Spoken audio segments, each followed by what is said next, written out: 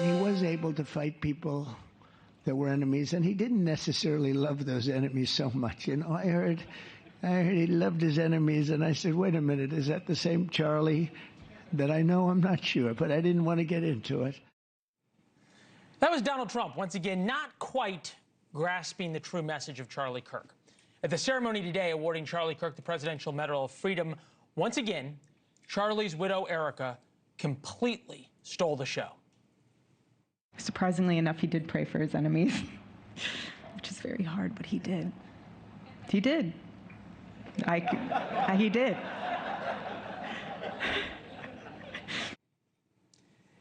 Today, a who's who, quite literally, of MAGA came to the White House and saw a Donald Trump feeling more confident than ever. He feels like he's winning the war on crime. A legal battle against his political opponents he thinks is going quite well. He believes he is winning the government shutdown and loves the confrontations on illegal immigration. Just last month at Kirk's funeral, we witnessed something that should give Team Trump pause. Huge groups, I took this video, left the event as Trump spoke. Today was the do-over. With us now, Congressman Jim Jordan, Republican from Ohio, head of the Judiciary Committee. Welcome on set, sir. It's good to see you. Is the Republican Party fully united right now in the shutdown and in going after, broadly speaking, Trump's enemies? No, we're united in support of what we told the voters we were going to do. We're united in the success President Trump has had, whether it's securing the border, whether it's cutting taxes, whether it's getting men out of women's sports, whether it's the huge peace deal that was announced this weekend in Israel, and the fact that the hostages... So you guys are feeling more powerful than ever? No, I feel like we're doing what we told the voters we were going to do. And then relative to the Justice Department, this is a Justice Department that's taking the facts, applying the law to those facts, and prosecuting where appropriate, certainly so with Jim Comey and Letitia James. Okay. So you're now saying that you're going to demand testimony on the prosecutions against Trump. This is a letter that you put out to Jack Smith. That was the special prosecutor appointed for Donald Trump, that indicted Donald Trump. As the committee continues its oversight, your testimony is necessary to understand the full extent to which the Biden-Harris Justice Department weaponized federal law enforcement. Are we going to just get into an endless cycle of this? No, hold on. It's a question, though, okay? If Democrats take control of the House, right, there's every expectation they're going to drag every member of the Trump DOJ. Right. So this is just the endless cycle, right? What makes this different? This is us doing our constitutional duty of oversight. This is the fact that we brought in three of the individuals who were part of Jack Smith's special counsel team, three of the lawyers.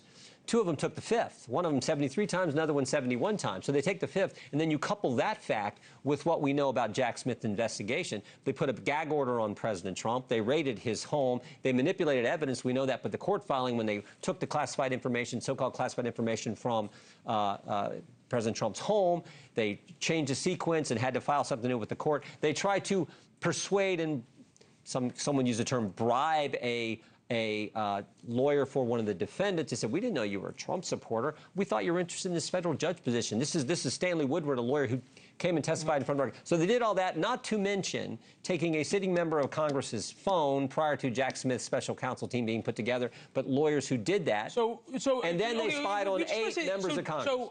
So that's why we want to talk to Jack Smith. And I'm trying to figure out how this is different, because I've asked Democrats the same question, okay? Donald Trump took the fifth 450 times with Letitia James. If we're going to just continue this of Democrats investigating Republicans when they're in power and Republicans investigating Democrats when they're in power, how are you guys going to get anything done? We're focused on getting to the facts, getting to the truth, and holding people accountable who did wrong. Which is exactly the same thing Democrats say when they come on the show. Well, but the country, there was an election about that, and the country understood what the Democrats did was weaponization of the federal government, particularly the Justice Department, and it was lawfare run amok. Whether it was Alvin Bragg, Jack Smith, Fonnie Willis, you name it. And we've talked about every one of them on the show. This may be a different point. If the economy does not, I would say, improve, but certainly if we do not have real change, you know this coming from Ohio better than anybody else, all of this stuff about weaponization of the federal government, as bad as it is, not going to matter a lick to the voters. Here's Mark Mitchell of Real America's Voice, clearly a pro-Trump network. Take a listen. I think Trump immediately needs to get back to domestic policy stuff. Donald Trump had a pretty high approval rating in the middle of June, and then what happened is we started getting involved in Israel and Iran, and his approval rating started tanking. And people were overwhelmingly supportive of taking out Iran's nuclear program, but the reason that he got elected was because of economic concerns and because of a blowback of the Biden regime overreach, weaponization of government, and the collapsing trust. So the Biden stuff you're taking care of. Yep. You have no worries about the economy. No, I think the economy is moving in the right direction. I feel good about that. I think the fact that we cut taxes, that's a good thing. The huge tax increase was going to happen if we didn't do the big, beautiful bill.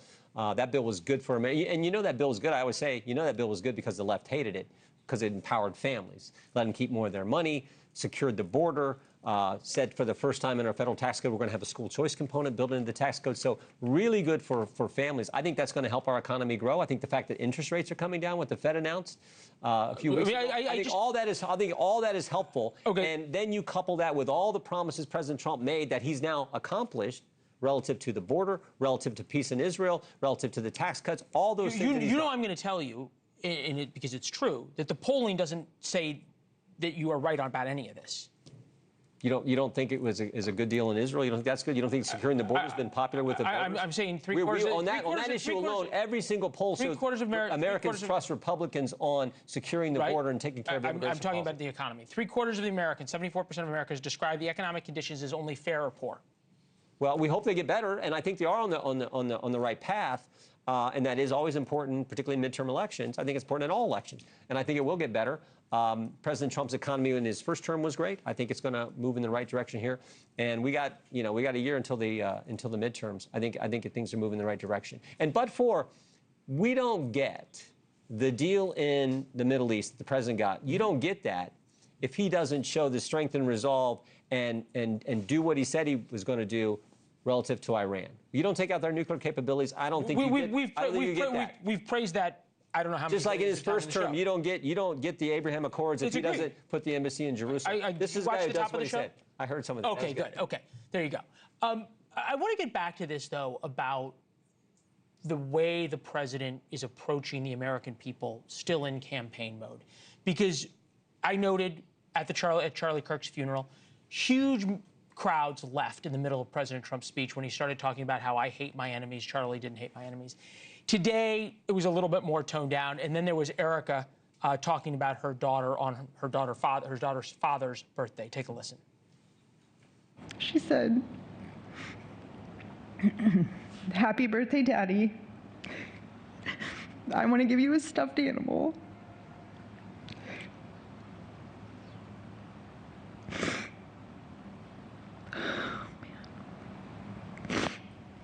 "I want you to eat a cupcake with ice cream, and I want you to go have a birthday surprise. I love you," is what she said. Is President Trump meeting the moment of understanding how the American people are feeling, at times needing a comforter-in-chief rather than campaigner-in-chief? Yeah, I think so. I mean, look, I've had the fortune of spending time, our family spent some time around the president, gotten to know him over the last decade. Amazing guy. I tell every group I talk to, I wish everyone could spend time with the guy because you cannot help but like him. He is a generous host. He's a person who loves this country. I think Erica said it well. I think President Trump said it well. Charlie was certainly the happy warrior fighting the good fight. I always say. Is that what Republicans need to be, though, more than the way President Trump is? I always think. I think President Trump is a happy warrior. I do. I mean, everyone likes to characterize him different, but I spent time with him. You talk to him on the phone. I laugh every time I talk but why don't the American people see the guy that you say you wish everybody could spend time with? I think a majority of them did in the last election. They voted for him. And look. This guy's an amazing president, and I always say we make the job too complicated. What'd you tell the voters you're going to do when you ran for it? If you get elected, go do what you said. No one does it better than this guy. No one does it better than this guy. And frankly, I do think the happy warrior is the right approach. I mean, I try to get along with all my Democrat colleagues.